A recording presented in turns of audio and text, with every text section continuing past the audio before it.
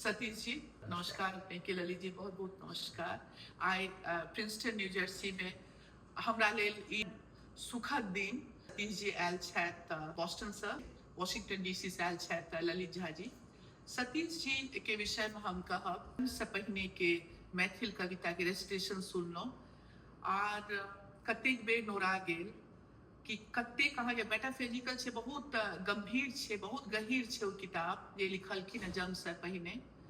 और फुल प्लेट सेहो हिनकर अंग्रेजी में पोथी छनि। अच्छा, जन्म से पहिने के जे कहब कि सतीश जी गहीरता से जे ई कहलथि है माय के विषय में, फादर के विषय में ट्रिब्यूट देलथि है अपन एग्जिस्टेंस के कि कतऽ से अबै छथि। ओना तऽ हिनकर मातृक घोघडिया छनि और भोज परवल से सेहो वास्ता छनि। और इनका जे दोसर जे फुल प्लेट छै, अहाँ सबके आश्चर्य है गूगल रिव्यूज के टॉप बुक में अखन चल रही है अमंग्स द मेनी नोबेल लॉरिएट्स इंक्लूडिंग अपने कहता कनी अमर्त्य सेन, विजित।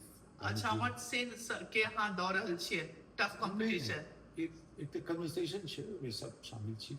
ललित जी व्हाइट हाउस के करस्पॉन्डेंट छथि। इनका विषय में तो हमरा लगैए अगर अमेरिका में रह रहल छी, पत्रकारिता से वास्ता ये, जर्नलिज्म के कनिको अगर अहाँ सबके किछु पता ये तो ललित झा जी के अहाँ नहीं चिन्हैत हैब।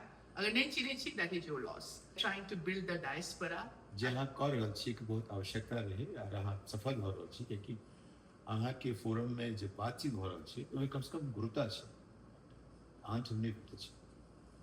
ललित जी के धन्यवाद देबन कि हमरा सबके भेंट करे ला नीक लगे। बहुत यूनिक कॉज है, अगर जरूरत तो बहुत ज़्यादा है भारत के अंदर, मिथिलांचल के अंदर और भारत के बाहर जो प्रवासी मैथिल सब रहे हैं हुनकर नेक्स्ट जनरेशन के बच्चा सब इम्पोर्टेंट है। हम अपन संस्कृति, कल्चर, फूड, लैंग्वेज सब जनी अपने बारे में और विश्व से बता।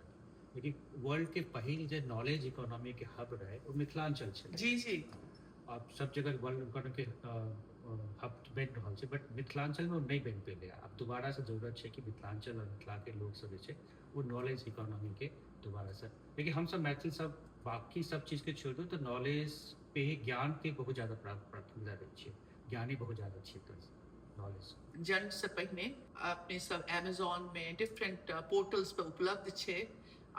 इनका रिव्यूज के ई दर्शावे छे कि लोग एकरा से कनेक्ट केलके, चूँकि बहुत डीप लिखने छथि। मिथिला मैथिली के एहि मंच पर पुनः बहुत बहुत धन्यवाद सतीश जी। नीक लागल कि बहुत नीक ललित जी।